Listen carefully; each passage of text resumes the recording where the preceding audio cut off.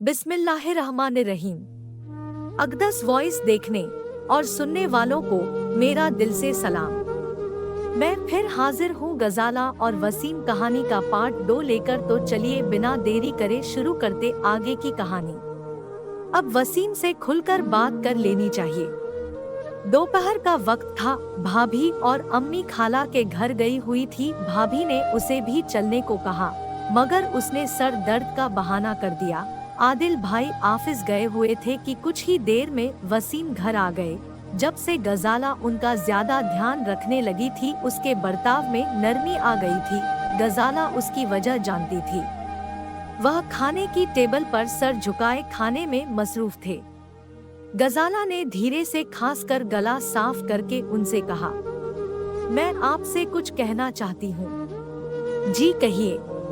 वह गजाला के लहजे के अजनबीपन पर चौंक पड़े। आप जानते ही हैं कि मैं साफ साफ बात करना पसंद करती हूँ। वह उसे गौर से देख रहे थे।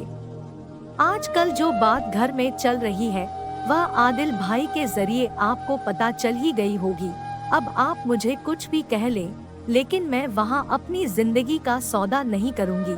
न सिर्फ वहाँ बल्कि कहीं भी नहीं, और उसकी वजह आप अच्छी तरह जानते हैं।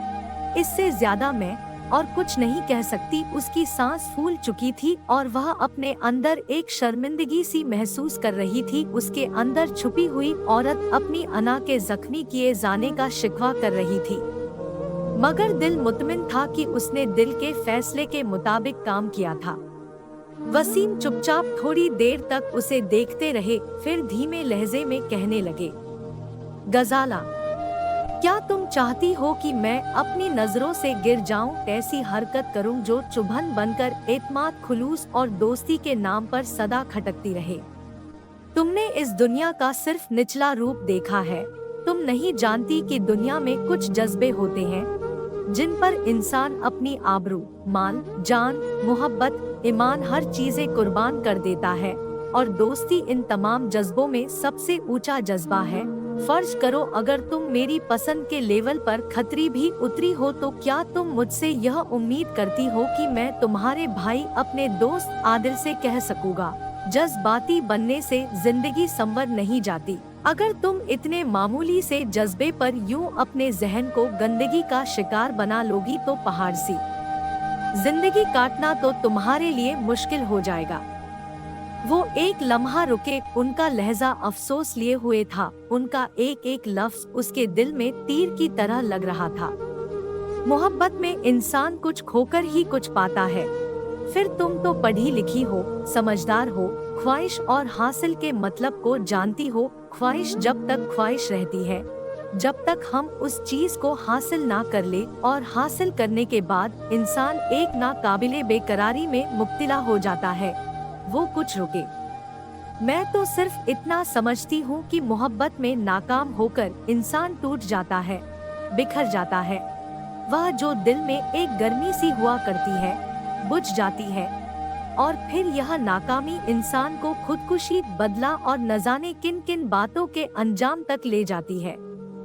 उसने अपने चेहरे को दोनों हाथों में छुपाकर सिसकती हुई वहाँ से भाग खड़ी हुई, और उसी शाम आदिल भाई के लाख रोकने के बावजूद वसीम दिल्ली चले गए।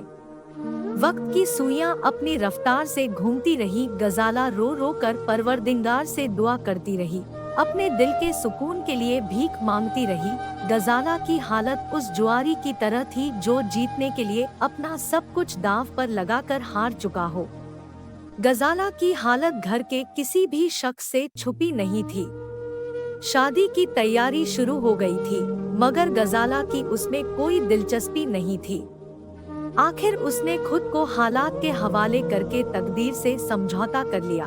वसीम ने दोस्ती की लाज रखी थी और गजाला ने वसीम की लाज रख ली।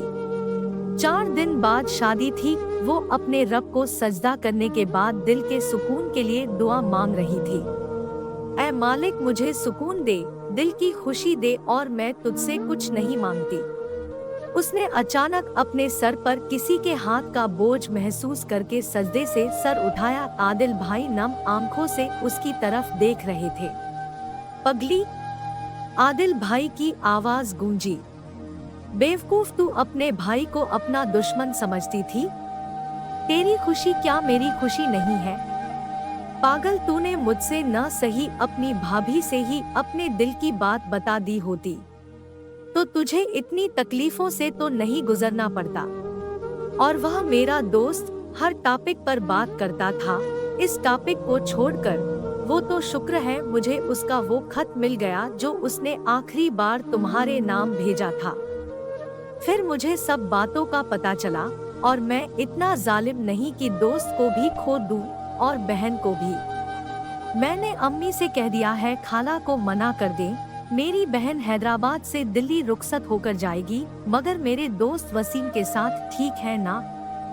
आदिल भाई ने मुस्कुराते हुए पूछा और गजाला बेयकीनी से उनको देखती रही।